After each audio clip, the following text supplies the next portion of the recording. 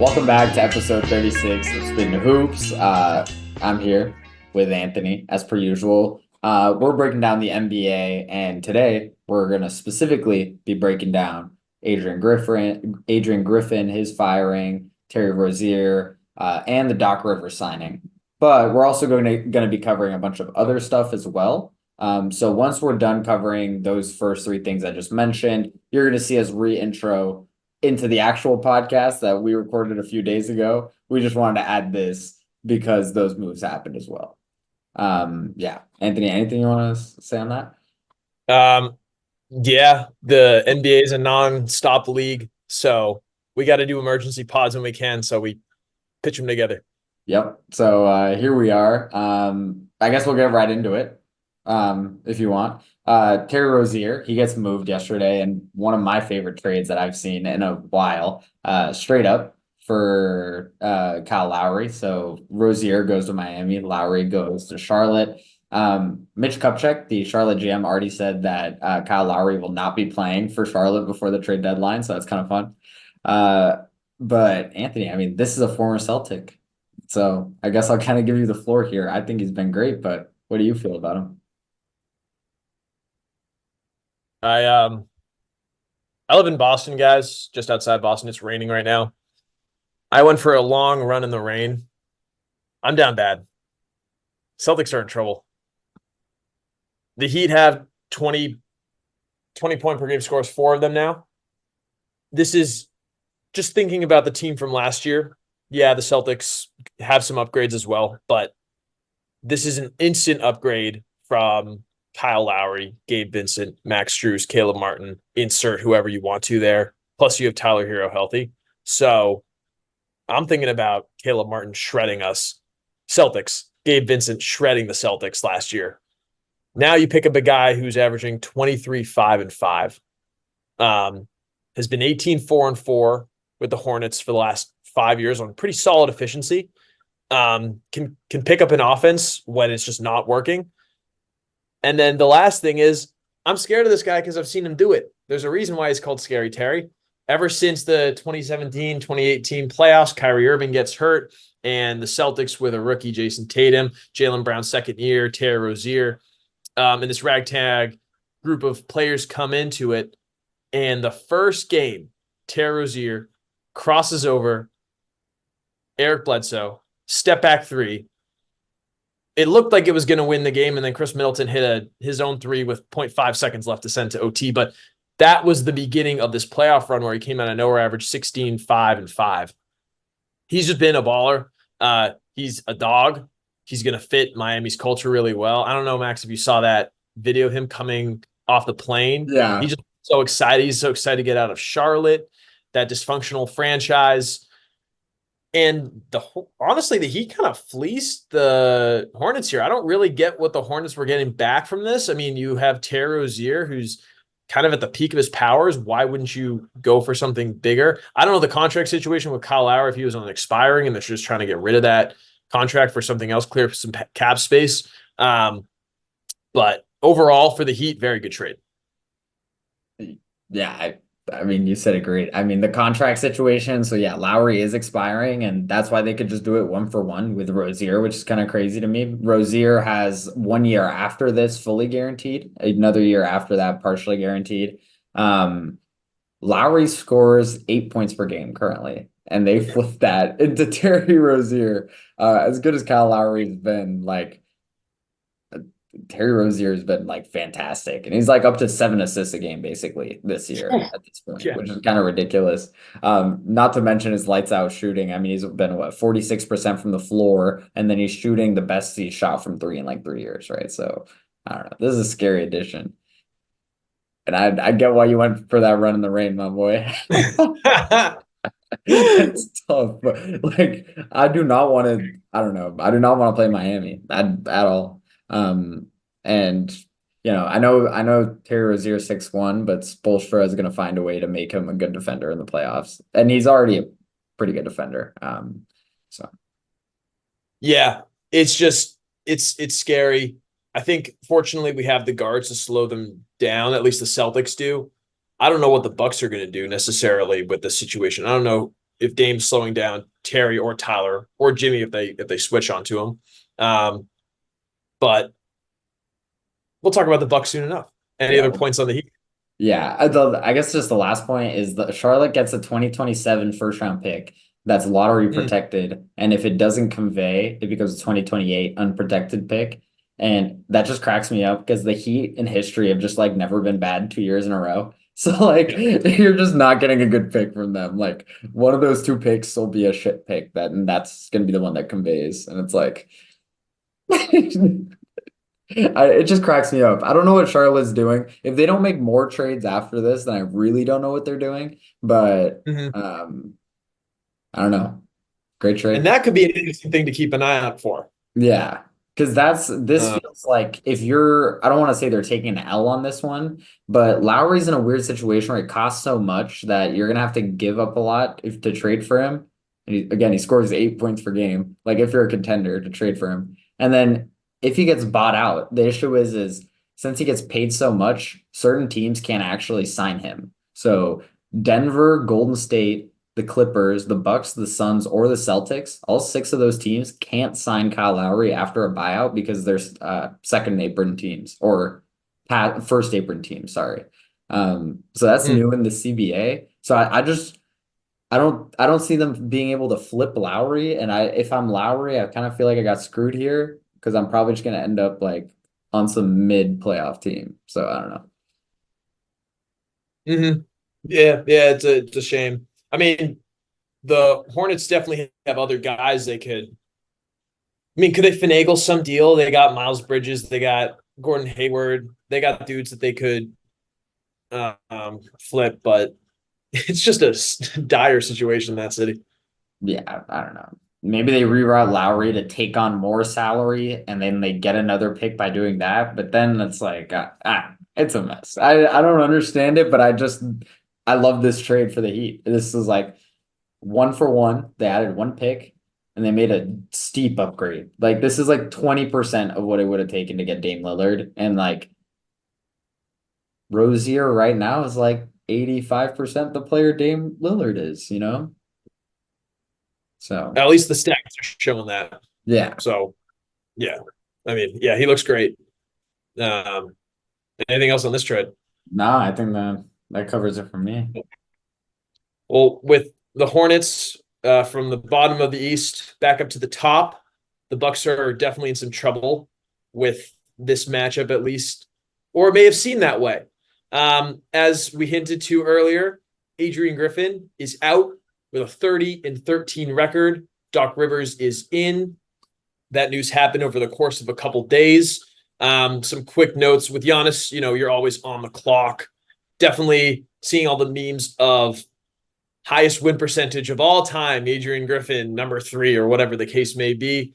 Max, what happens? What is the reason for why a coach with this good of a record gets canned this early into the season? Well, first of all, this doesn't happen if the players aren't down for it. Like Mm, no management is down to take an L on a hiring that quickly when you know you're gonna have to pay that guy out 5 million a year. That's his contract, 5 million a year for the next 4 years. So first of all, you know the players were out on him, and we also have evidence of this, right? Like, so October 19th, first of all, you had Terry Stotts, former coach of the Blazers. He walked out, or like he resigned immediately after a practice after an argument between him and Griffin. Weird situation. Then like November 4th, there was like this big athletic article about how like Brooke Lopez is finally happy again now that he's not switching on defense. Like what the mm-hmm. Brooke Lopez is mad? Like, and then it's like December 7th, Bobby Portis, quote, passionately challenged Griffin about the offense, and Griffin reportedly conceded that his plays could be better. And then January 7th, there's the loss to the Rockets where Giannis says everyone needs to be better, the coaching staff, the equipment staff, whatever, everyone, right? So like it kind of seems like this team was like out on Griffin, and that like, you know, there's not a real way to quantify that. But the team defensively was so much worse. Like this is a team last year had like 2 Defense Player of the Year candidates, and this is a team that was allowing the 26th most points on defense in the league, bottom half of the league at field goal percentage allowed. I think management is like, okay, we're trying to win a chip. We don't think we're going to win a chip with this guy. Let's not waste time, which I kind of respect. I don't know. Yeah. Um, feels like on the surface a 30-13 record is great. Is this a 30-13 record that's going to hit the playoffs and just hit a wall? And I think that's the big question. They were kind of eking out these wins, and they didn't really necessarily look too convincing.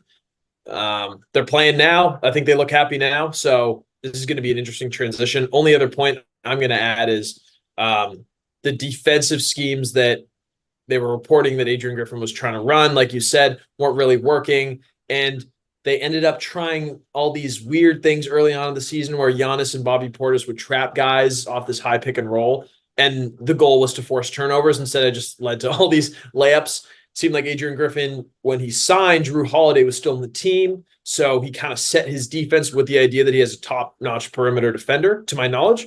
And then Dame comes along, and Yeah. he's inflexible and doesn't really change it. So, like you said, they fall from like fourth best defense in the league last year to net rating of 22nd. And then points per game even worse. Their offensive rebounding rate has gone down tremendously. Just doesn't look good. So, like Well, you said, clearly, yeah. also on a basketball level, I don't think it was wrong to try to get this team to start switching. I mean, isn't that one of the reasons they get cooked in the playoffs every year? Is they're one of the Right. only good teams that doesn't like systemically switch everything, like pretty much. Like I'm exaggerating a bit, but with Brooke Lopez just being parked down low, like have they shown the ability to win in the playoffs like that? Like I know Mm. maybe they didn't show an ability to win in the regular season with Griffin's ways at the beginning of the season, but like I don't know. It's a weird situation. That's a good point because, like you're saying, he was a defensive player of the year candidate, and then we saw Mike Budenholzer repeatedly in the playoffs last year, failing to adjust to the schemes that he were running. So, um, could this have lasted longer for them to buy in? Not sure. The team looks a lot happier, and like you said, so many guys were kind of calling this guy out. So obviously, this is why this happened.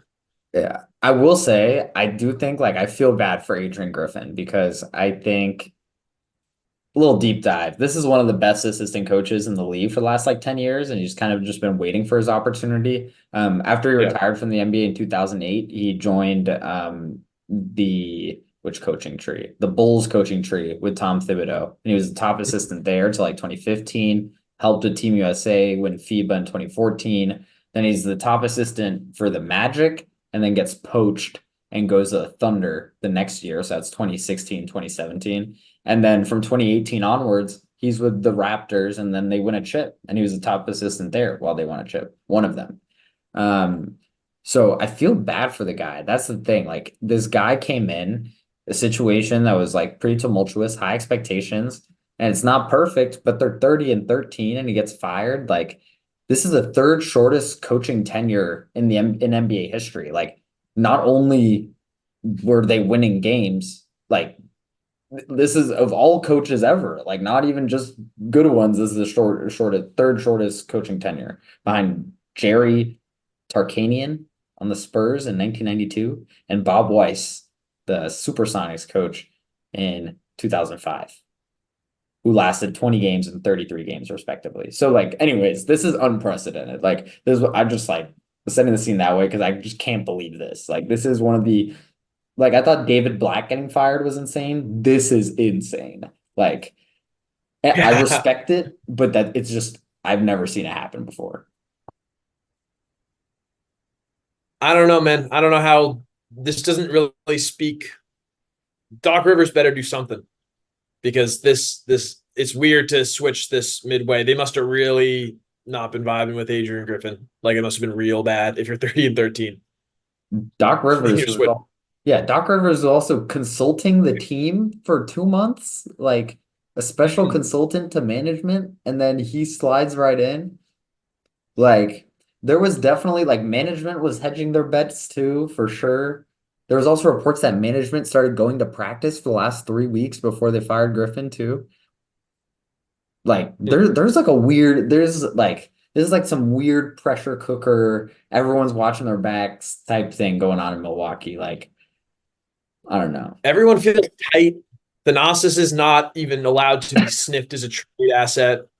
It just feels, and then you add Doc Rivers, which, I want to hear your take on this, but not necessarily known recent history for closing the deal, shall we say, when it comes to when situations are tight. So you get a tight management, and then you get a guy who is 17 and 33 in clinching games in his playoff career, which is a win percentage of like 34. So how do you feel about the new coach as is? I mean, if they want to get, I mean, I don't know. It just fits their team, man. I mean, they want to get knocked out early in the playoffs, first or second round, and Doc Rivers right there. He's gotten knocked out in the second round 4 years running. So, I don't know. I like respectfully, I think it's a pretty uninspiring hire, and I don't think Doc is a bad coach necessarily, but if you're trying to win a chip and you're gunning for a chip, what has this guy shown you to be like particularly better at than like other assistant coaches, than Adrian Griffin, etc. Um, I don't know. This almost felt like the easy way out. Oh, we'll just get Doc Rivers, it'll be fine. It's like, I don't know. If I'm Doc, I'm hyped. I was out of the league for a year and now I get to go compete against the team that fired me. Like that Mm-hmm. that's pretty lit, but I don't know. Respectfully, I just don't consider Doc Rivers to be like some sort of game-changing coach. He won his chips, great coach with your team in Boston. A lot of success, but independent of the good players, has he had a bunch of success? I don't know. The only thing I'll say is that if we look at this team, there are four guys on it on the Bucks that have already won a championship. And then you're adding Damian Lillard, of course. And Jay Crowder's been to the finals multiple times. So you do have that playoff experience. You don't have the type of player in James Harden last year that kind of shot you out of one chance to win, and then game seven was a wash for the Sixers last year. You don't necessarily have, I mean, the bubble was a weird situation in of itself, but I think the difference is here you do have a homegrown star with a second guy that's been there since he got traded from Detroit in Chris Middleton. As opposed to all these teams where maybe there were some egos clashing, or there was one player on the upswing and one on the downswing. So I don't necessarily hate the pick that much. He's a good coach, and a good team needs a good coach. So is he going to solve their defensive issues? I think that's the big question that's going to happen here. This is the thing. I kind of think this team has like personnel flaws, and like Doc Rivers can maybe help some of the players overcome those flaws personally, but I don't think that's the limit. I don't think player development and coaching is their glass ceiling. I genuinely think it's the depth of their team, and like it is what it is. So I don't Yeah. I don't know. I do like I do wonder just how this is all going over. Like, is this team really going to make a run? Like, after firing their coach and being second in the East, do we really think they're going to just figure it out and go on some crazy deep playoff run? Like, this is, if anything, this for me is like alarm bells. Like, Dame trade happened. They're worried. They see the depth issues and people are freaking out, because they're all in. Yeah. I mean, if Giannis can just turn into another gear, if he can stay healthy, who knows? All bets are off when that guy's clicking and when Dame's clicking. Yeah. So, but to your point, it sort of is a like I think our reaction to Terry Rozier going to the Heat was way bigger than any of this, Yeah. right? Like, This was more of like this is crazy rather than like this is a positive development. Um, right. if anything, Adrian Griffin getting fired out of nowhere, that was like a revelation. Because I mean, to be honest, like, yeah, I've watched Bucks games here and there. To me, they're just like a pretty good team that was gonna get wiped out in the playoffs. But like when Griffin got fired, it was like, okay, you could kind of feel like there might be some stuff going around and going on the team, like behind the scenes. And that was like a confirmation that it was going on. So it was like that's Mhm. why it's like a little bit more crazy rather than like a positive outcome, but it's just I don't know. Ridiculous Yeah, situation. ridiculous situation. I'm glad neither you nor I touched any of the conspiracy theories that were going on Twitter about why Adrian Griffin was let go. And we can move on. I'm not gonna lie. I really wanted to. I really wanted to. I don't know. Well, all right, Max. What might be going on in the alternate Okay, universe? just for the spice. Okay, like I'm not saying All right. any of this has happened, but this is like kind of nutty. I just read about this. So Adrian Sure. Griffin was accused of beating his ex-wife or his wife, but then a year or two later sued her for libel, like defamation, and then Yeah. they settled that suit out of court. But at that time, also there were reports coming out from his grandson's mom that that Adrian Griffin was negligent in the death of his grandson, who died in Adrian Griffin's home. Reportedly, this is all alleged. Like this is all stuff that I'm reading off of like people's Instagrams and Yeah. Wikipedia. It's like this is all, to be fully clear, this is all alleged. I'm not saying any of that had to do with this firing, but those feel like big talking points that could have popped up sooner rather than later. I'm almost surprised no one figured that out earlier or like connected all the dots. Like that feels like NBA Twitter, which covers just about anything and whatever that happens in the world of basketball. It feels like, I don't know, feels like just no one knew about that, which is kind of crazy. Yeah. Um, so there you have it. That's the who knows if that's the situation. I think the official Spittin Hoops take is that it was all basketball related. Yes, that is No, 100% yes. To be fully clear, like no like mix of the message. That is 100% like the spin hoops take, but it's but interesting. my thought was first like, is this an Ime Udoka type of situation? Because he was just let go, and then that was it. That was my thought too when Yeah, it first happened. That was my yeah, immediate thought. I was like, oh, they're what, 30 and 13? It has to be a off-court situation. right. But Um, and so we find that it's not, and it's a team that feels like they can't really crack into the next upper echelon, rather than all this potential grandson negligence, sadness that's going on. yeah. Oh, Last little thing, it was kind of funny the way they announced the Doc Rivers thing. Did you see on TNT? Like they were like CNN Sports. tired. Yeah, CNN Sports says and then Woj, Shams, and Chris Haynes all at the same time tweeted the deal's not done yet.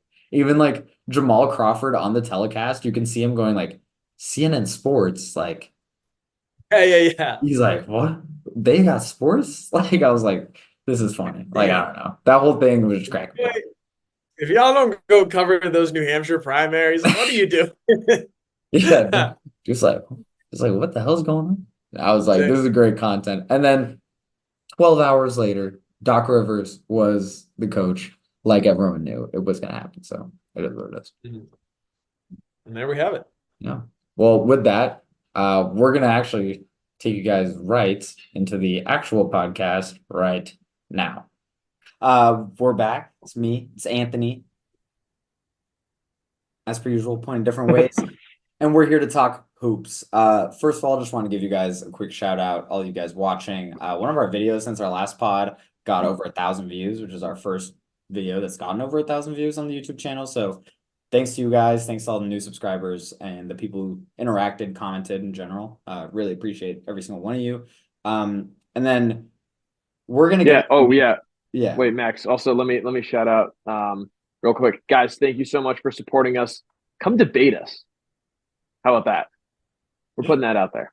We love you. If you leave a comment and it's an objective comment, we will respond. We will give you the time of day. Like we're not just we're Feedback. trying to create a discourse here. Like we're not just Hmm. trying to be like fully one-sided. Yeah. We got to shout out either a Wizards fan or a Kuzma fan who made a great point that Kyle Kuzma is not a minus defender. And that's a nuanced take that a true NBA fan kind of is going to go after. So we appreciate it, guys. Yeah, no, Keep them coming. that was actually like a super like pretty well thought out comment. Really appreciated that. He did say I should watch the games when I'm a former season ticket holder of the Wizards here. But Uh-oh. Coming for you. come at the Go king, Wizards. come at the king, you best not miss. Catch me in Arlington Yeah, or as Alexandria. that no, you will not catch me there. You'll catch me driving up to like to the D League games before that. But Let's anyways, go. appreciate y'all for that. We're gonna get into some NBA storylines. We're gonna go through standings, some big updates, and then we're gonna get into a draft at the end. It's been a while without a draft. I think we needed one. Let's do it.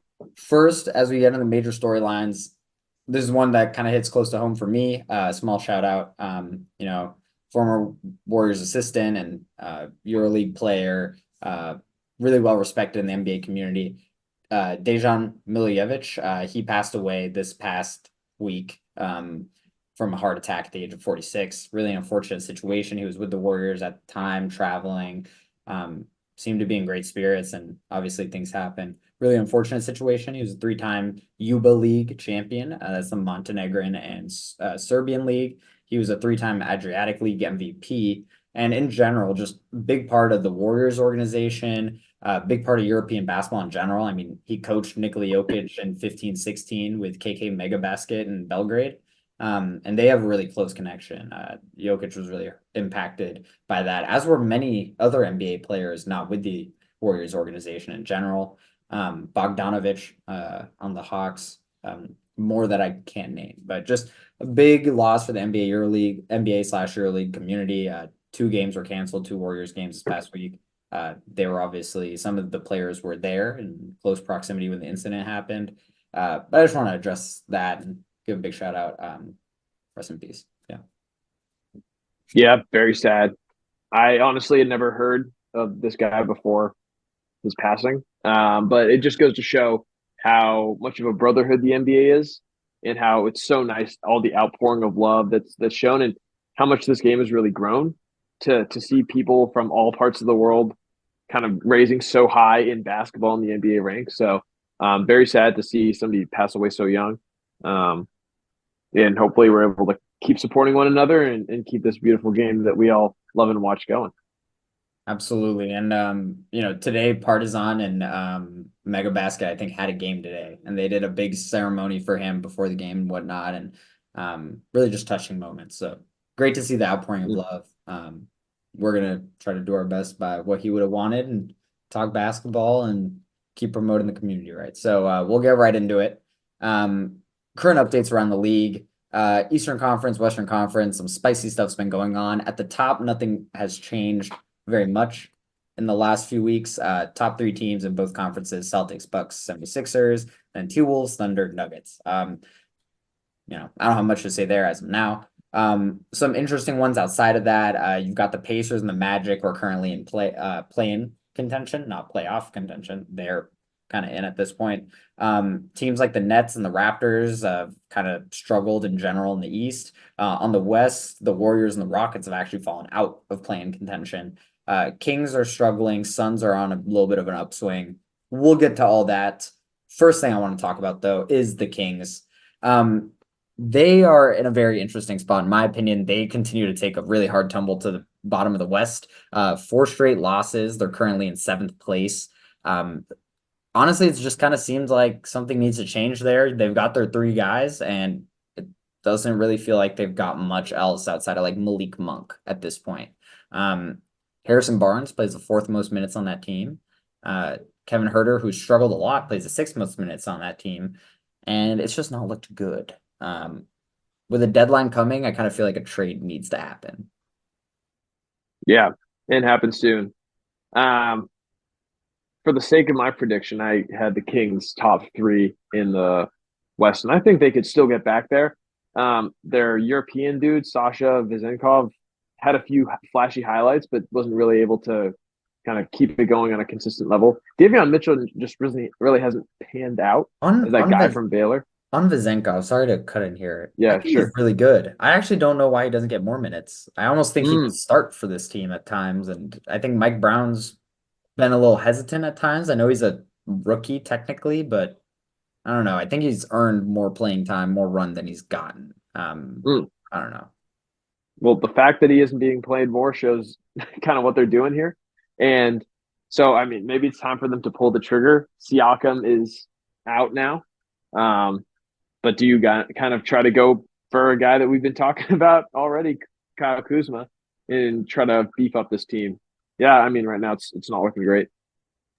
Yeah, I just think they've got a trade package that's right there with the Harrison Barnes, Davion Mitchell, and Kevin Huerter contract, and you've just got to shop that as much as you can. They've got other guys like I don't know, Vezenkov shooting 45% from the floor, 37% from three, and honestly has not even been that bad defensively. And it's like there are these guys who want more minutes, but you have to play guys like Barnes and Huerter minutes because you're paying those guys, right? And it's like a little bit of politics games happening here.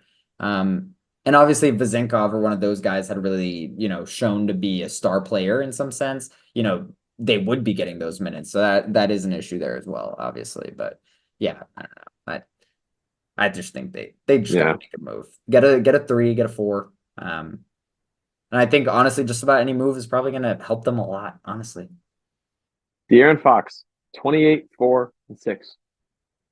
Domantas Sabonis, 20, 13, and 8. They got some guys, but it's not enough right now, especially not in the West. Yeah, I It's mean, crazy. Malik Monk, what, he's shooting 40% from three, 45% from the floor, shooting like, I don't know, scoring a lot as per usual. Keegan Murray, 17 points per game, 47% from the floor, 38% from three. Like, you've got four guys who are really good here. Like, you just need to, can't waste time. Can't, like, you're finally good. You guys already pulled the trigger quick trading Halliburton for Sabonis. Like, you can't start hesitating now. They hesitated in the offseason. And I'm gonna be pissed if they hesitate again because this is what costs good teams that are on the cusp, especially when your star players are not super duper young. Yeah, I mean, yeah, they're not super young. Yeah, they're out of that. Yeah, I think that's great analysis, honestly. I mean, they got JaVale McGee as a backup center for crying out loud. Like, what are we doing? So, I mean, and Alex Len. So they just don't really have much to stand with, and yeah, they got to make a move. They can Yeah, still beat any team on any given night because this is the NBA, but they got to make a move. yeah, and they're obviously a good team. I mean, that's why we're saying this. Like they are a better team than what they've shown. So let's get on with it. Yeah, That's kind of where I'm at that's with true. those guys. Mm. Next team that I wanted to talk about. This is kind of quirky, actually. I didn't expect to be talking about this team on this pod. There was rumors they might make a trade. One of their three best players is out right now. It's the Cleveland Cavaliers. They continue to get the job done. 7 straight wins, 2.5 games away from Philly. We've been talking about them making a trade all season. They're kind of rolling with this good lineup without Mobley being in and playing a lot of Strus, honestly. They've looked really good. And Garland really carried that team for a while. Plus the bench guy, the bench point guard whose name is completely escaping me, Craig Porter, I think it was. Craig Porter and Darius Garland really carried for a while while Donovan Mitchell was out, And Sam Merrill and and Dean Wade, dude. oh, Dean Wade is good. Dean Wade He is good. is just Yeah, good. he's good. Like Dean Wade Yeah, is just a good player. Like at this yeah, point, which he is is. kind of crazy, but Shout out. yeah. I don't know. They're fun to watch. If a top team in the East stumbles, which I'd be semi surprised, but the Cavs are right there. They're really right there, and like the Knicks just made a trade, and the Knicks are behind them, losers of three straight. As much as I don't think that'll continue forever for the Knicks, Cavs are in a good spot. Oh yeah, I mean, you still got Donovan Mitchell, right? Who has been waxed in the playoffs the last couple of years, but great player. Karis LeVert's come back to form. I like the addition of Max Strus, like you alluded to. Good player. And we're still all waiting for Mobley to come back. He was unreal last year, second or third in Defensive Player of the Year voting. So once he comes back, there's all signs for this team to be able to take off.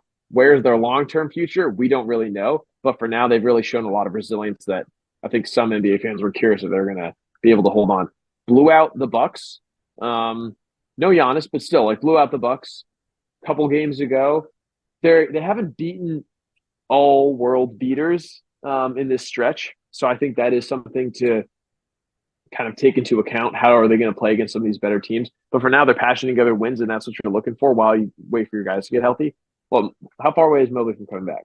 I think 2 to 4 weeks. Yeah. So it's gonna be 4 weeks. I mean, you don't rush Evan Mobley back from injury when you have a guy like that, but right. And you don't rush because they're close enough to the play-in where whatever happens is going to happen, but there is that gap between out of the play-in and where they are. So I think they can afford to let him slowly come back. Yeah, I think like Jared Allen's played a lot, or like played a smaller role in their offense. Yeah, in particular, like specifically just on offense. I mean, he's been pretty good defensively, great rebounder as per usual. But now that allows a fifth guy to go score double digits because Donovan Mitchell, Garland, Karis LeVert, Jared Allen, those four guys while Mobley's out, they're all scoring double digits every night. They're all good enough. But once you brought down kind of Jared Allen's involvement a little bit, give some space for both D-Mitch and Garland to pass more as they've done. Both of them are averaging six assists a game this year. That allows a guy for Strus to come in, 13 points per game, shooting not well, honestly, but he's spacing the floor, and that's all they needed that in some way, shape, or form. When Mobley comes back, going to be interesting. Dean Wade's minutes are probably going to fall by the wayside. Not that he's played a ton, but he started 26 games for them this year. So, yeah, patchwork team. They're making it come together. Yeah, good for them. What's their peak for you? What can they achieve? Because I could see them upsetting a team in the conference, like I don't know, in the Eastern Conference in general. I can't really see them upsetting two. They have to make a switch. Mobley would have to come back and be a guy that we didn't really see as good. Like maybe in 2 years, Evan Mobley level guy comes back, then we could have a conversation of a surprise run.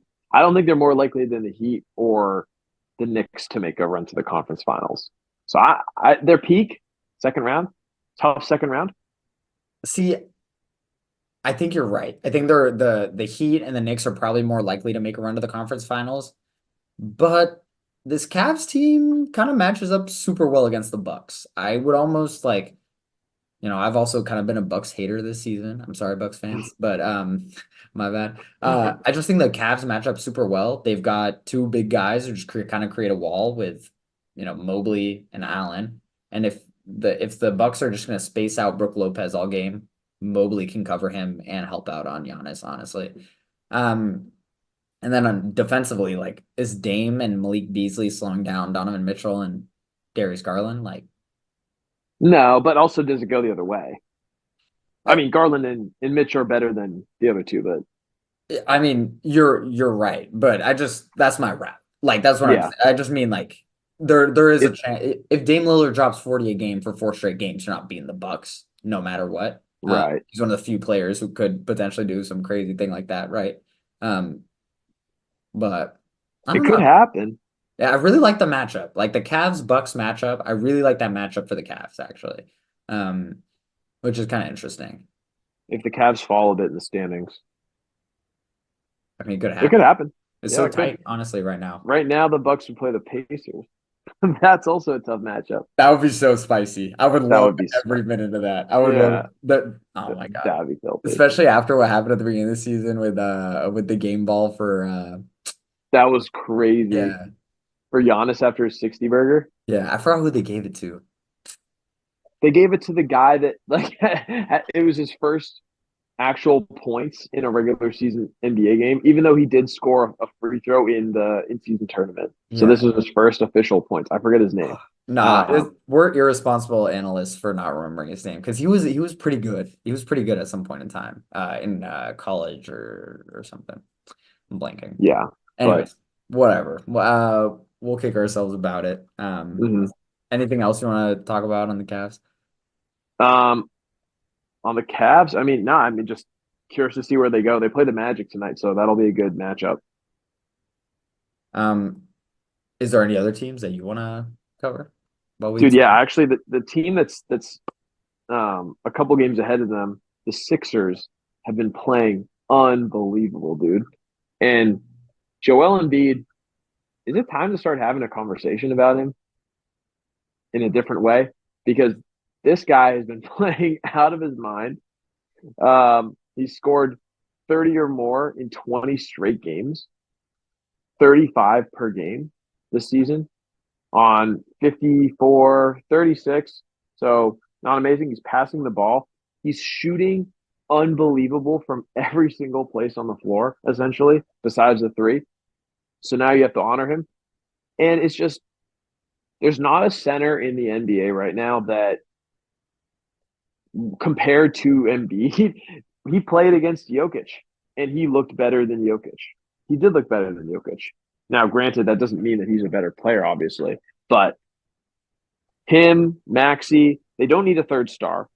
Tobias Harris looks great. I like Kelly Oubre and what he's bringing to that team. I like Nick Batum and what he's brought to that team. Morris has been fine, but they got a good squad and they're actually a really scary team this year.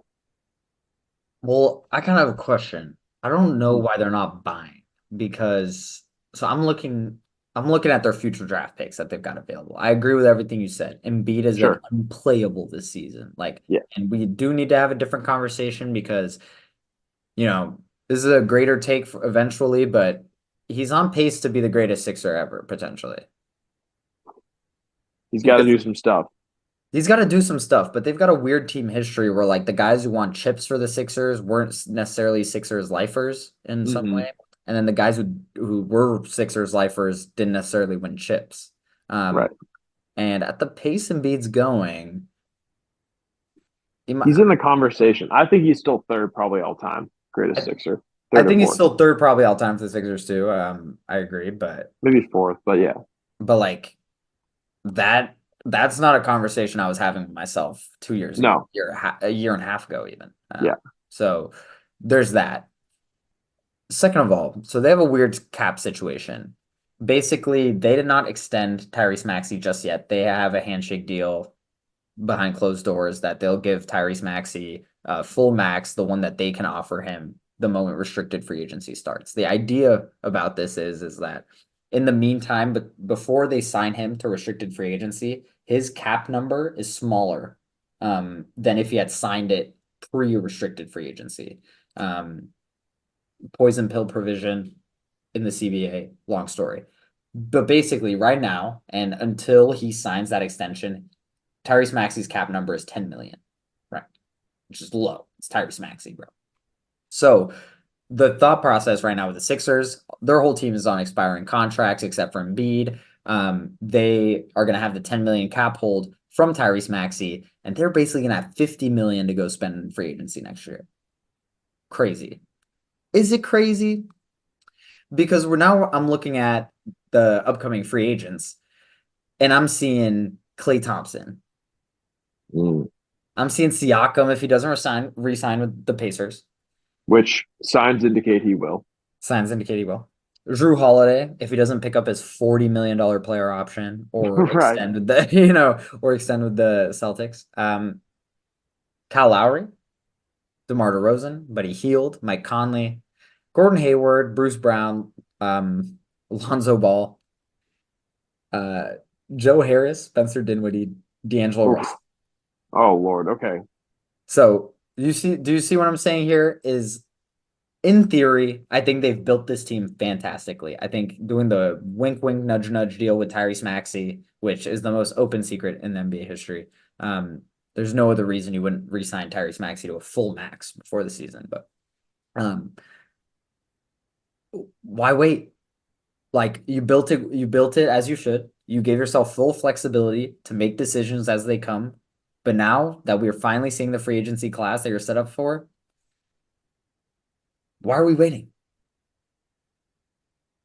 Waiting for Why are we waiting to buy? You've got draft picks. You've got all your draft picks except for your own pick in, I don't know, 2025, 2026 as well, or something like that. And then you have picks from the Harden trade. So they actually have assets. They have picks. Do they need to buy? They should. Why not? I don't know if they need to. Need to. Because They're full respect. Tobias Harris, he can be your third best player, but they've got space to improve. If you can go get Bruce Brown, you should go get Bruce Brown. They've got no guards who can guard defensively while DeAnthony Melton's out. And if DeAnthony Melton's your only good defensive guard, you might be in a tough spot. And I don't know. Basically, over the last week or so, I've been thinking about this. I really think that the Sixers, who have not been rumored to be in for many people, and if they have been, it's been light rumors, I think they should just start going all in. You've been waiting around for Embiid to have a good co-star who is happy and to have good ulterior pieces outside of that. Why not just double down? Yeah. Get some of these guys in. Yeah. Like if I'm Embiid, I'm kind of like, yo, we got a good team. Let's go. Like this might be this very well could be their year, frankly. Like they're not too many moves away from being like a true like major championship contender, in my opinion. And then if Embiid performs or not, you go from there. But well, that's the question. But you have to operate. If you're a team that's operating under the assumption that your best player is not going to perform in the playoffs, like what are we doing? You know, like at that point, you probably should just trade your best player. You have to operate under the assumption that Embiid can win you a championship. Like that's the way you've built this team. And if I don't know, I think he can. I think he can. You see the way he's playing? The way he's playing, I think he can. And all your points are valid. Perhaps go get a couple of like glue guys, like a Bruce Brown. Yeah. I don't think you really need to shake anything. Also, none of the players you named are like too shaky or anything. So this feels like a team where the chemistry needs to be just right. Nick Nurse has done a great job with this team. So feels like everybody that's on this team has a chip on their shoulder. Tobias Harris has been written off plenty of times. Nick Batum's written off as old. It also it's his last season, I believe. Kelly Oubre Jr., definition of written off. So Daniel House got kicked out of the bubble. Who's not more written off than that? The bubble wouldn't even keep him. Paul Reed, dude. I mean, Korkmaz wants to leave, and he's wanted to leave since he got drafted, but that's kind of an L. But you know, they got a good squad. I like the chemistry, and sometimes chemistry kind of gets it. So I feel like the perfect example is the bubble Lakers, who you didn't really get it until it started to click, and then I was like, oh wait, this is something that's gonna work. I think it might work, and this is one like Marcus Morris is having a great season. He's shooting 42% from three. He's playing 20 minutes a game, playing a good role. Like he's playing well. What if Marcus Morris was an upgrade? Right. Like, that's the thing. Like you can't mess around with these teams. You don't know when the next time Embiid's gonna get hurt. You don't know the next time something is gonna happen. What if Daniel House, who's playing 15 minutes a game on this team, what if he was Alex Caruso and he was playing 20 minutes a game? I actually think the Caruso in Philly fit is actually like fantastic in my opinion, because low usage, good spot up shooter, great defender. And it's like, again, defensively in the backcourt, a little worried about them. Robert Covington, another example. He's playing 20 minutes a game. He's a good player, but that could be an upgrade. Yeah. That's just kind of I guess that's my take with the Sixers. And I'm just saying this like because they've looked so good. I think their players have earned the right to be given that vote of confidence by management, in my opinion. But yeah. Sure. Yeah, I see that. They look good. They look really good. It's exciting. Yeah.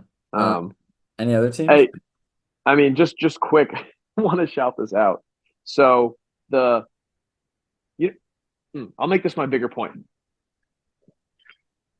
So you stop me when I name a player that is not all-star adjacent.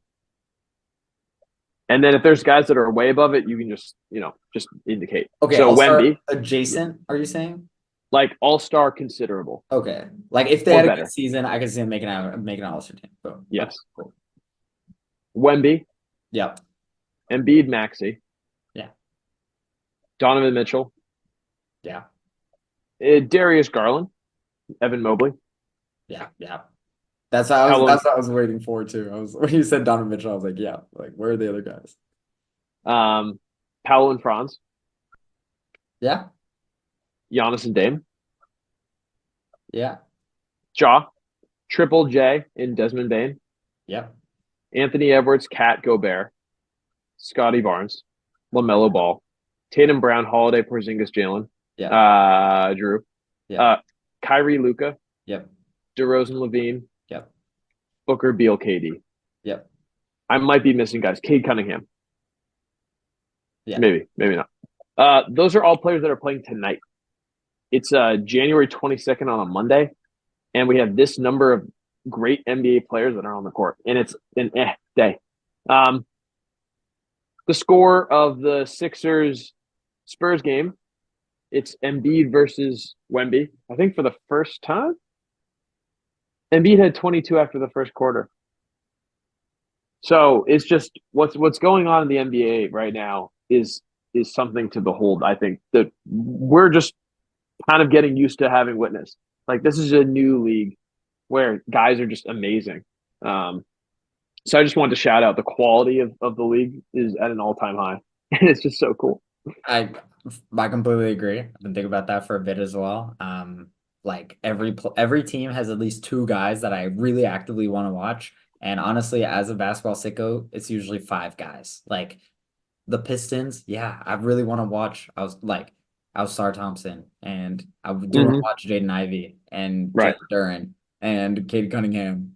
Hell, I even want to watch Bogdanovich and Big Stu. Like, I don't know. Killian. You know, so that's the worst team in the NBA. Like, I just named six guys that I actively enjoy watching, you know, and like the Spurs, I could do the same thing, honestly. And it's like, Yeah, every single one of these teams, exciting. Some of them are in a worse spots than others, and some of them are not as good as others, but you know, I love the state of the NBA. There's only a few teams where I'm like, what are you doing? And it's like the Wizards who finally blew it up, you know, like, and that's exciting in its own right. So it is what it is. I agree. Great point. thank you. That's all I had to say. But yeah, NBA's in a good spot. Quick shout out to the Magic. Finally, they got their guys back, Fultz back, Wendell Carter Jr., and of course, most importantly, Franz. So they're playing the Cavs tonight. They beat the Heat last night. So just kind of goes to show you see a team that's kind of slumping. You're like, oh, why is their team so bad?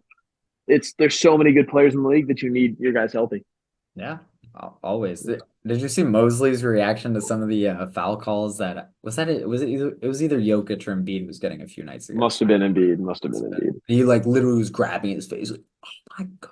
I was like, dude, like couldn't stop him. I love this. Yeah, it's great. I just love that like Mosley was getting so hyped. Honestly, at this rate, probably coach of the year. Playing like it. They gotta if they are a top 8 team in the East, like there's no other teams that are gonna make gigantic jumps in my eyes. Mark Daigneault probably should have won one already. But you know, I don't know. I don't know if they'll give it to him. The Thunder are almost too good for the coach to get credit. I hope he does. Like I hope he does, but he should. He's an amazing coach. Moving on. Some player storylines. This is one that's close to my heart. It's Victor Wembanyama. Obviously he started the season, what was it, first like 20 games. He had like 18 points per game, you know, playing pretty well. Few rebounds, few assists. He's turned up over his last 10 games. Just over his last 4 games, he's not scored less than 24 points per game. 5 games ago, so the last game that he had less than 24 games, he had a triple-double.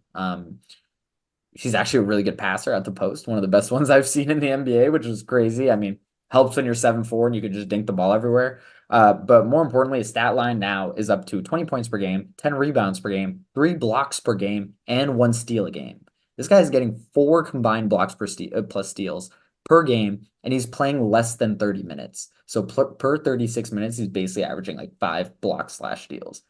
Ridiculous stats.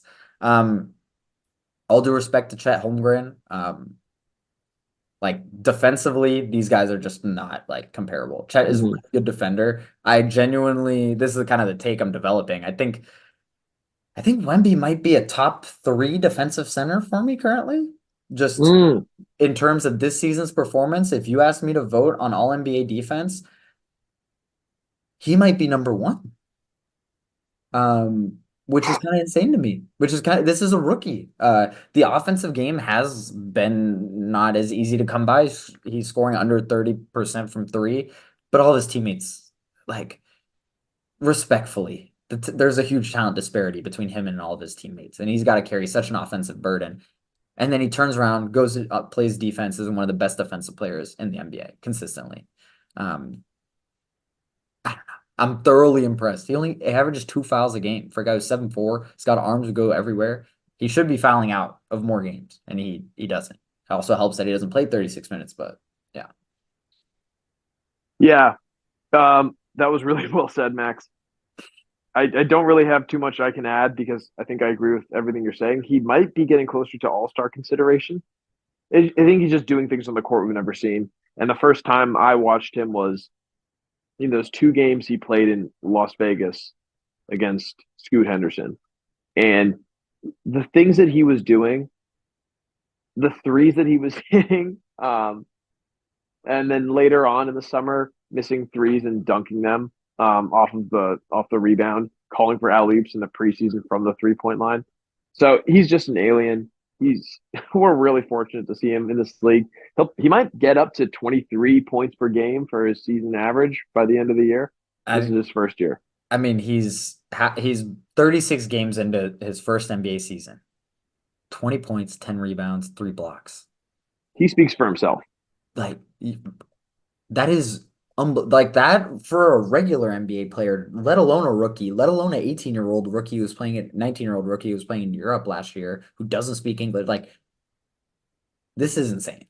He also hasn't really got hurt, which is that was the big worry. And he honestly looks pretty durable. I mean, did you see that report that no one in the Spurs organization is allowed to call him after 9:30? Yeah.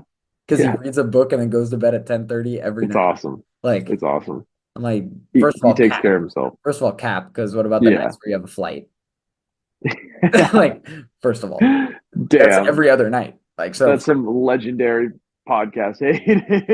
I'm just saying. Like, no, that's true though. You're on a flight every other night. Like, you're not going to bed. I understand the sentiment, but maybe we're exaggerating a bit. I mean, unless they gave him his own room in the plane, bro. Night, Lil Wemby. Tight. They call him Lil Wemby. Yeah. Also, cute little moment again. It's close to home. My French brothers. Him and Koulibaly played against each other for the first time in the NBA last week, and I think it was the Spurs played like this compilation of them being on the same team since they were like 10 years old at every single level, and then it's them playing. That's cool. Shout out. I was like, that's some wholesome stuff. Yeah. Do you got anything else on that you want to talk about? I mean, we got a great topic coming up, so yeah. I'm ready to lock in for that. I love the NBA, man, and the president of the NBA is great. Unless you have anything else to add, sometimes we like to hop into the past here in the NBA too. Remember a lot of the players before they made us fall in love with the sport. So, Max, what are we doing? I'm ready. We're gonna get right into this draft. So today's draft is gonna be a snake draft of the players, the greatest players to never have won a Finals MVP.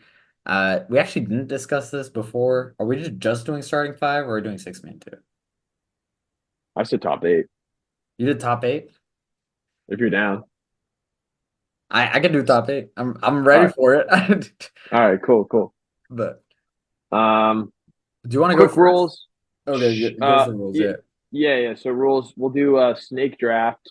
So one of us starts, and then the next person gets the next 2. I'm down to do players 1 through 5, and then 6-man, 7-man, 8-man as you need. I guess try to your best to get the spirit of the positions somewhat in order, but if you want to go creative with it, that's more than fine. The NBA Finals MVP award is called the Bill Russell Award because he won so many finals, but he never won a Finals MVP because they did not exist until his last season, or even though he was still a defensive god, they gave it to the player on the losing team, Jerry West. It is the only time that has ever happened. It was the first time. It was the first time it could have happened, and the only time. I don't know if it'll ever happen again. In my opinion, it should have happened a couple times. Cough, cough, LeBron.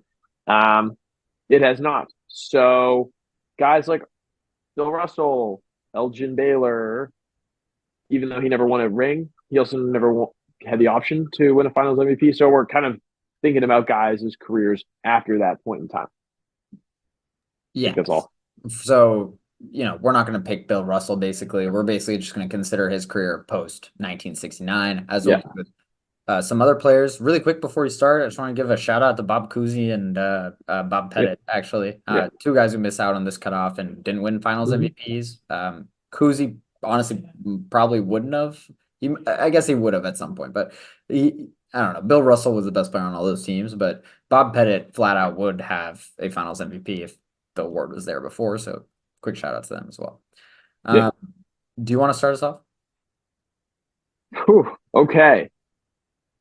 Yeah. Thanks, Max. Sure. I'll get us started. I'm gonna take who I think is the best player available. There's two guys that are the best player available. Really? I think I know where you're going with. I'm gonna go with a guy who helped my favorite team win an NBA championship. Oh, it's not who you're thinking. I'm gonna go with Kevin Garnett. So that's my first player. 15-time All-Star. He's a champ. MVP with the Timberwolves. Arguably the best player in the NBA at that time. In the conversation with Tim Duncan as the best power forward at the time. Defensive player of the year with Celtics. Maybe not his defensive peak, but perhaps his cerebral peak. Really just kind of anchored it for us. 12-time All-Defense, 9-time All-NBA. Amazing two-way player. One of the greatest two-way players of all time. Once averaged 5 to 6 assists a couple of times in his career. So for me, that gives me passing, that gives me defense, that gives me offense, and that gives me an early version of a stretch four. So I'm going with the big ticket, Kevin Garnett is my first pick.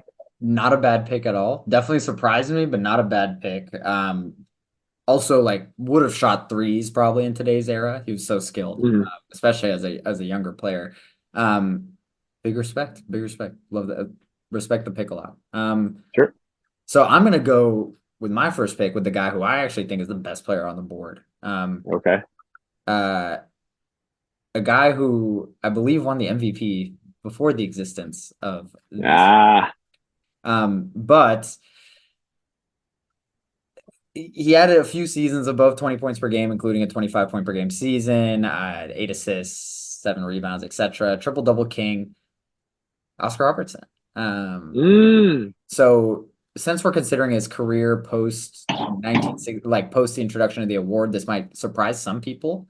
But I do think he was still good enough. This is all basically his seasons with the Royals, who would go on to become the Kings. And then eventually his championship winning season with the Bucks, where he played the fiddle to Kareem Abdul-Jabbar. I think he was still good enough at those parts of his career to basically be considered similar to his peak. And I think at his peak, this is the best player that's available on the board. So I'm going to go with Oscar Robertson. Big shout out to him. There's a lot yeah. That's a good pick, but I have a question. Yeah. Are we counting his career only from 69 onwards? Yeah. So I'm considering his final. Yeah, that's what his last few seasons with the Royals plus the Bucks championship winning season. Sure. Where he played his final 4 seasons with the Bucks. So yeah, that's what I'm going with. Could be a little controversial. Obviously, if his full career was included, I think he probably goes first overall here. But that's why it is what it is. But he was a first teamer in 69, for example, All-Star Game MVP 69, NBA champion in 71. He was all-star until 72. So shout out to him. He's probably just going to be my offensive do-it-all creator, etc. And then my second pick, this is actually a pick of need, in my opinion. Looking at this list, I think there is a clear position that's missing, and it's the threes, small forwards. I'm gonna reach and go get Scottie Pippen here, in my opinion. Six-time NBA champion, seven-time All-Star game MVP, three-time first teamer, two-time second teamer, three-time third teamer, I think. Eight-time all defense. One of the best players in NBA history, someone who I consider a top 25 player. His full career is considered, obviously, in this exercise. And as this draft rolls out, I'm a little worried that I'm not going to be able to grab another small forward, so I'm going with him. Good move. Good pick. I honestly had not really thought about Oscar Robertson, not because the thought of him crossed my mind. I just didn't consider him as a post 1969 player, so I'm gonna maybe slightly adopt or adjust what my thinking is here, kind of where you just went, because you went in some directions I wasn't expecting. All right, well, with my next pick, I'm gonna get the only other guy who's arguably the best player on this list, who's Dr. Julius Erving. So this dude, absolute legend. He was a three-time All ABA MVP, and then he switched it over and showed that I can still ball in the NBA. So once he switched over to the NBA, which is I guess where we can consider this, put up 21, 20, 23, 27, 25, 25, just consistently throughout his career. When they won an NBA championship, the 76ers in 1983, that season he put up 21, 7, and 4. So he was still a good player. In those playoffs, he was 18, 7, and 3. So he was a great player. And I think that is a good kind of counterweight to Scottie Pippen on the defensive end. That kind of neutralizes it. I think that's a good pick. Those are the two guys I was kind of hesitating between. I ended up going with Scottie. I think Dr. J is probably more highly considered all time. Just the way the draft's gonna roll out, I think Scottie might for me. But Dr. J is a great pick, obviously. I mean, I think he has to be a top 4 pick here, pretty much in any way you play it. Right. So I have that. Now that I have that, where do I want to go with this? Okay, so I'm thinking in a world where you drafted Oscar Robertson, I think a guy to stop him too, just where I'm counterweighting you with Scottie Pippen. So we did our NBA point guards. What was the Mount Rushmore that we did? Yeah. I'm going to take Jason Kidd. Ooh. So Oscar Robertson is 6'5". Jason Kidd is 6'4". Jason Kidd has the 6th most triple doubles of all time. Oscar Robertson is second, but Jason Kidd has 107. He 10-time All-Star, averaged 14, 9, and 7 for 8 seasons. Led the Brooklyn Nets to a understandably and admittedly weaker Eastern Conference, but still 2 finals. 9-time All-Defense, 6-time All-NBA, 14, 9, and 7 for 8 seasons. Walking triple-double, absolute leader. And I'm picking up a guy that also has a ring. So each of these guys has 1 ring, so they have that championship moxie. You're outringing me 7-3 at the moment, but this is where we're at. Fair enough. I think Jason Kidd's a good pick. I actually did not consider him, but now that you talk about it, he's actually like a really good comp / counter for Oscar Robertson for sure. And he also has like some interesting aspects, space the floor, especially in his later years, etc. I am gonna go with 2 90s legends, 2 guys who didn't get finals MVP. No. One guy who did get a chip. I'm gonna go back to back with Barkley and David Robinson, the Admiral. I'm pretty hyped about this. I think Barkley fits in perfectly. I think David Robinson, I keep calling him Duncan Robinson. David Robinson, the Admiral legend. He's gonna be my standalone center. In the front court, with Pippen and Barkley. Barkley was like an undersized power forward. Pippen who's just like a prototypical three, and can play great defense, super switchable. I think those guys are gonna be great. Also shout out to Charles Barkley. He shot 35% from three over a season in the 90s, which was pretty fun. And I think it was 94 actually, which was before they moved in the 3-point line. Could be wrong. But yeah, so that's my two picks. I'm pretty stoked. I kind of tend to think that David Robinson is one of the better center picks here, but I do think there are a few other center picks that you can make the argument might be better than David Robinson, depending on what you consider. So yeah. I'm pissed. I'm pissed that you weren't even thinking about Jason Kidd because I wasted a pick on him, and I was gonna go with David Robinson. I really should have gone there earlier, but to your point, 10-time All-Star, 8-time. He's a scoring champ and a blocks champ, and an MVP, and a depoy. Yeah, and a depoy. Was he a depoy too? Yeah. So he literally has it all. Yeah. An MVP in 95. He has a quadruple double and a 5x5 game. And even in the 99 finals, he averaged 17, 12, and 3 blocks. I am pissed that you got him. So congrats. I'm so happy for you. Blocks leader 1 year, scoring champ the next year, and then rebounding champ the year like before the blocks leader. Like just stat stuff for a great player. Also not too high usage, which is nice because Barkley and Oscar are gonna want the ball. So yeah. It's true. Well, one of the guys that David Robinson did struggle with, and one of the reasons why he didn't win a ring before Tim Duncan got there in the 90s was Hakeem Olajuwon. And while I cannot pick Hakeem Olajuwon, I can pick a guy that is perhaps the new coming of Hakeem Olajuwon in a lot of ways with his footwork and his post work. And we've already referred to him in this podcast. And I think we might be there. I'm going to go with Joel Embiid. That is who I was alluding to when I was talking about depending on what you consider. You could definitely argue Joel Embiid's peak is better than David Robinson's peak. Right.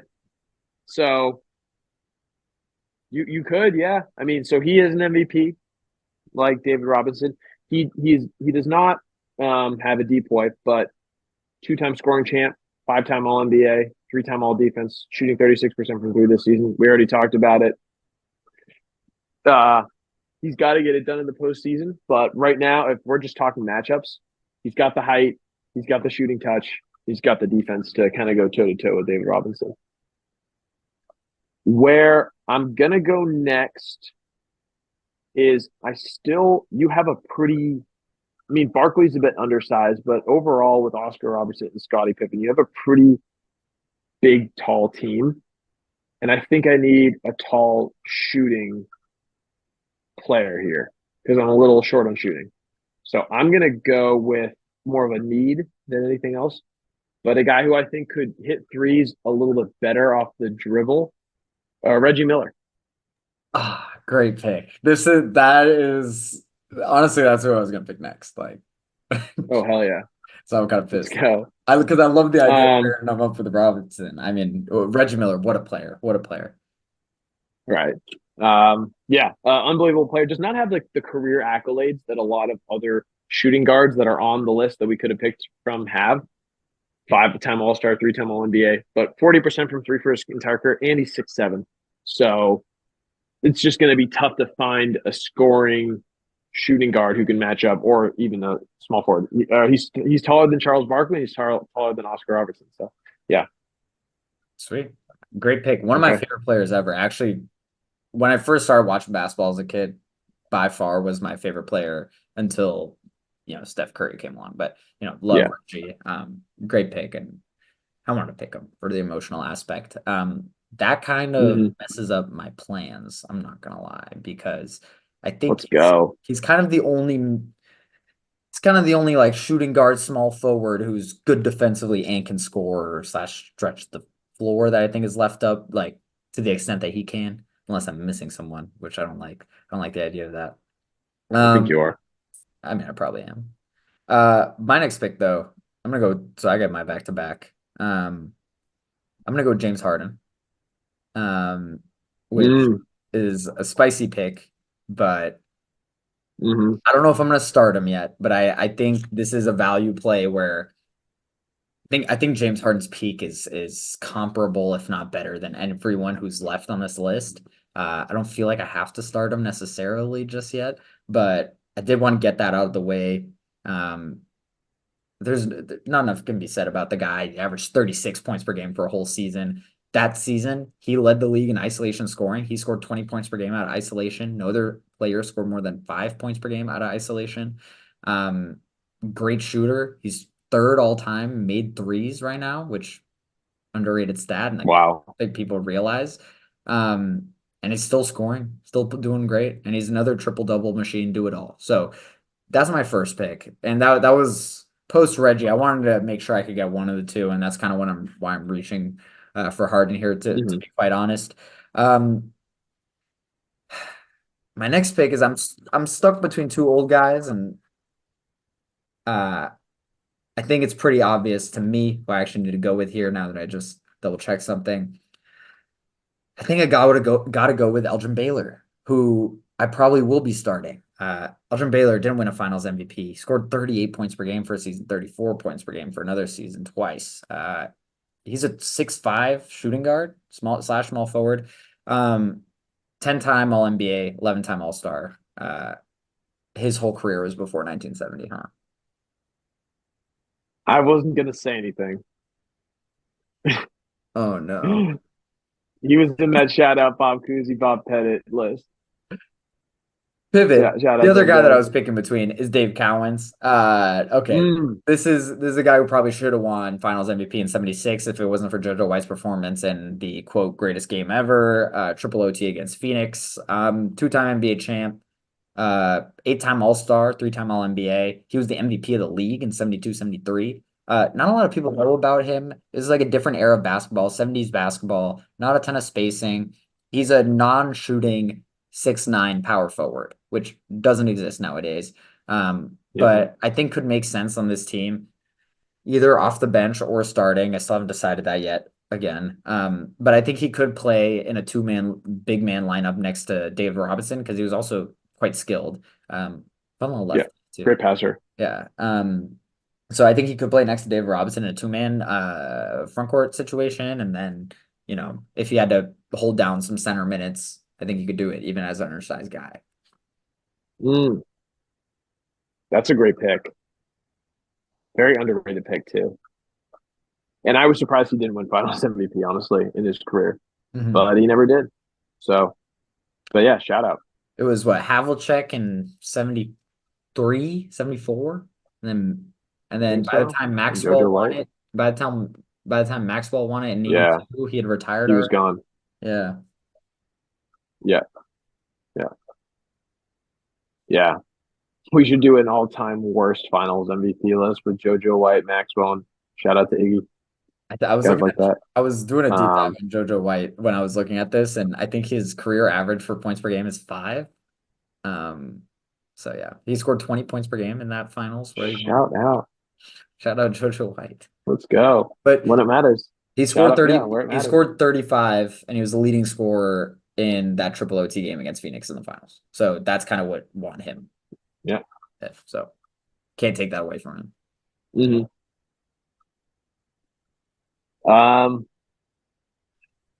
So I feel like I have the size, so I can kind of be a bit more litigious here.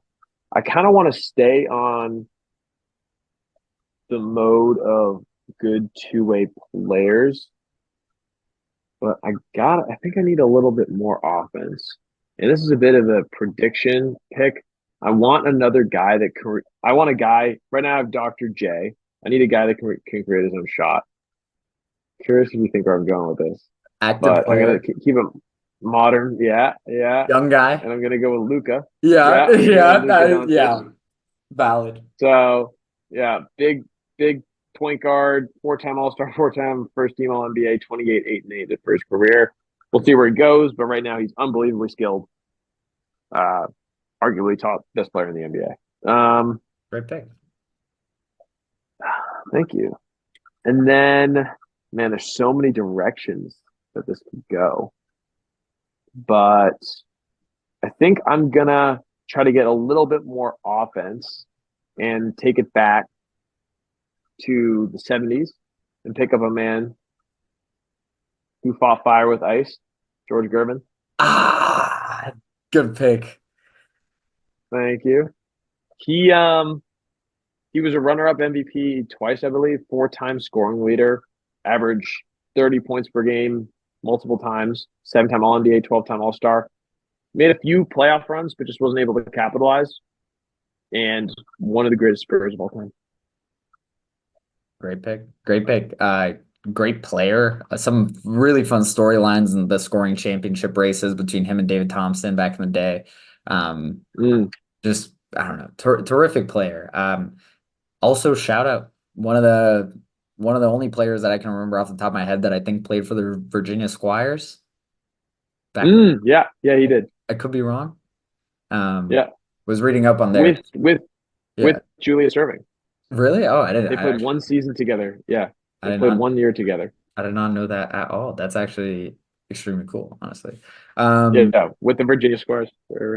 Damn. Well, that was gonna be my next pick again, which is pretty frustrating.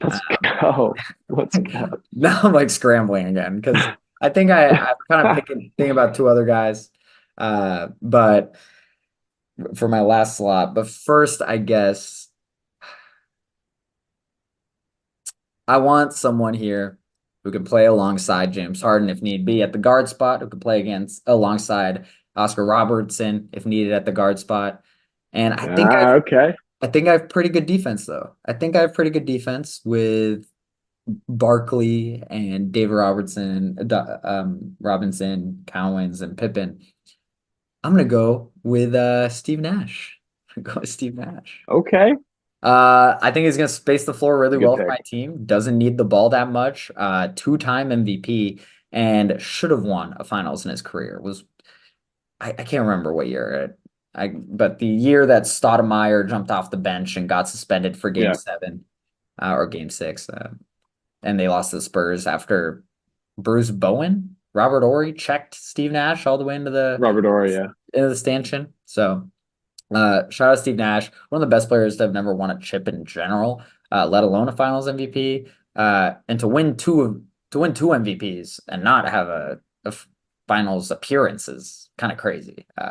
So yeah, I'm gonna pick him. I think he's gonna come off the bench for me probably. He's just gonna be a really good complimentary piece. Great shooter. Amazing. 50, 40, 90 club. And it's unfortunate.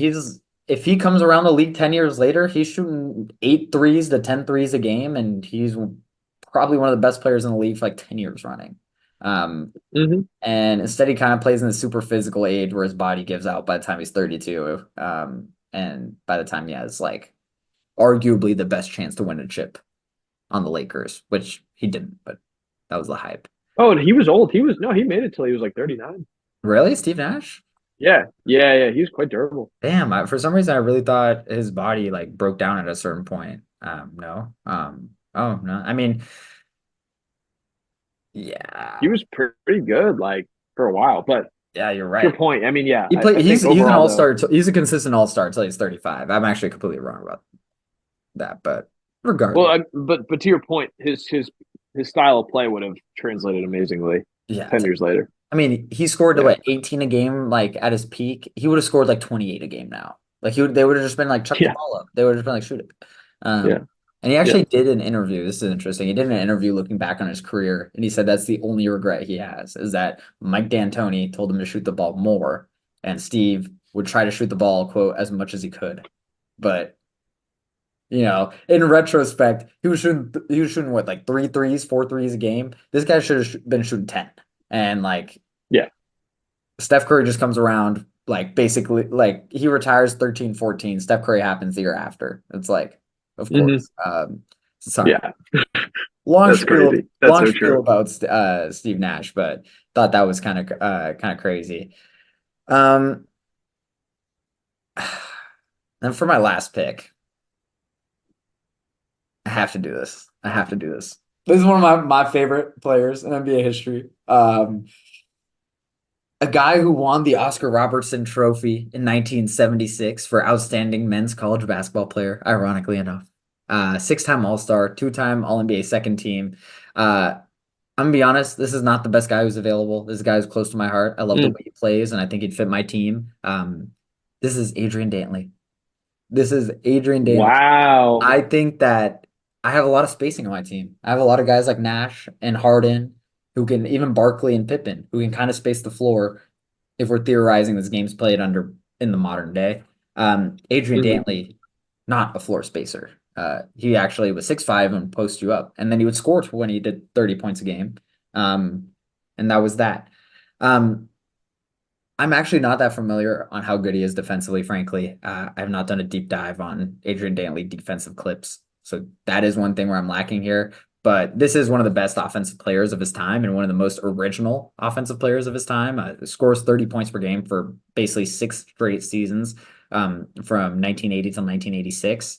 And he actually averaged 2 steals and a block a game in his second year in the NBA with Indiana. So shout out. That's kind of fun.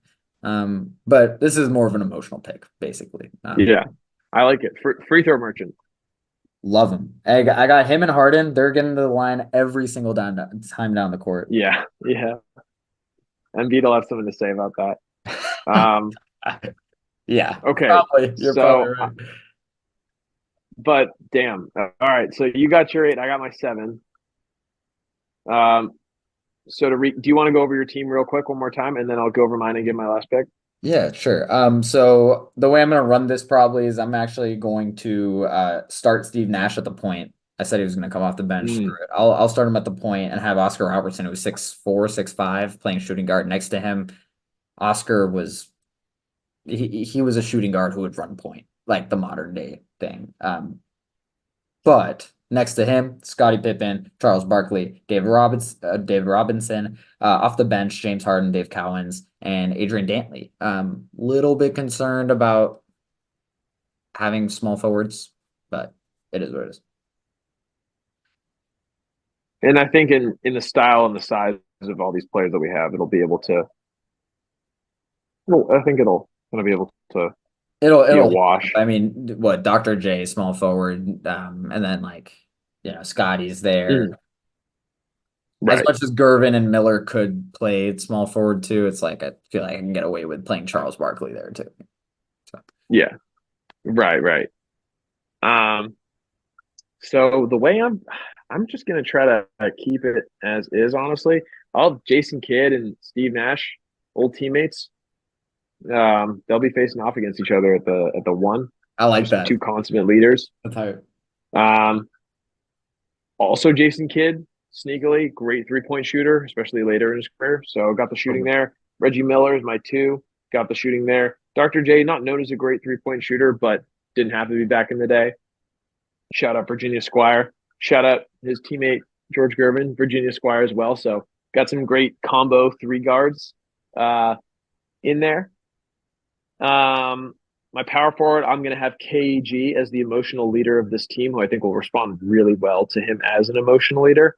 I think Embiid is able to kick it up yet another notch, especially with all the greatness around him. Luka will come off my bench. George Gervin is my 7, and then 8 to match your guy, who is a great post player. I need to have a great post player as well. I need to have a guy who I know is a great offensive threat and also great defensive threat. So I'm curious if you know where I'm going with this, but 7-time All-Star, 6-time All-Defense, 3-time champ, and an All-NBA. Oh. One of the greatest post passers and passing big men of all time. A guy another power forward who won rings with the Celtics. Shout out Kevin McHale. Yeah. To close out my team. So I get one more big guy who can pass, who can amazing mid-range game, and I think gives me some of the size that I have to close out my squad.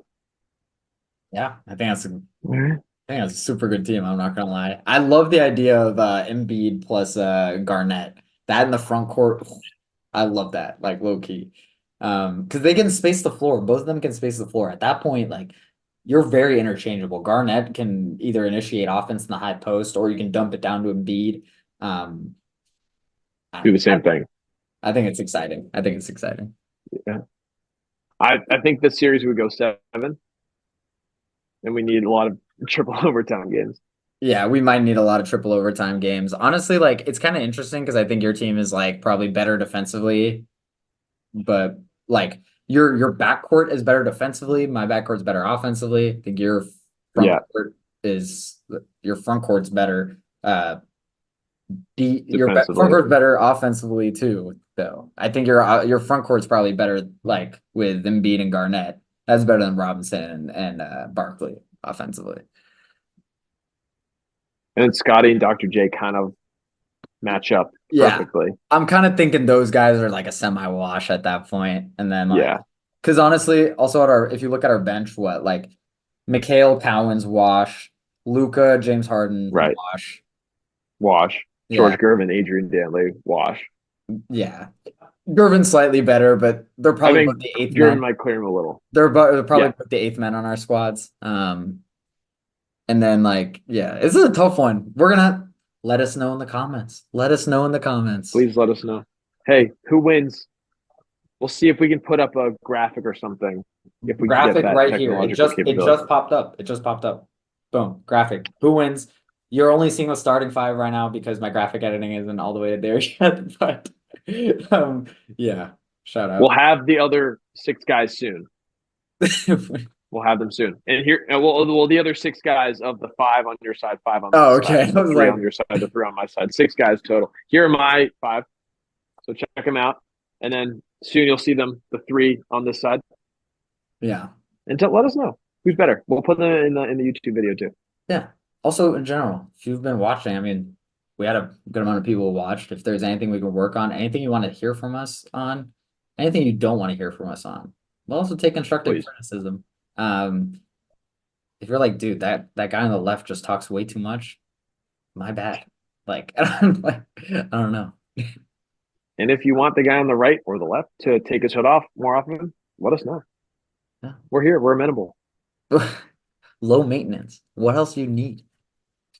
Low maintenance, high quality. That's where you find us. Damn. I guess we kind of got to end on that. That was a pretty good tagline. Yes, sir. All right, y'all. Y'all be easy now. Thanks for listening to our draft, and we'll see y'all next week. We'll be spitting hoops. Peace. Peace out.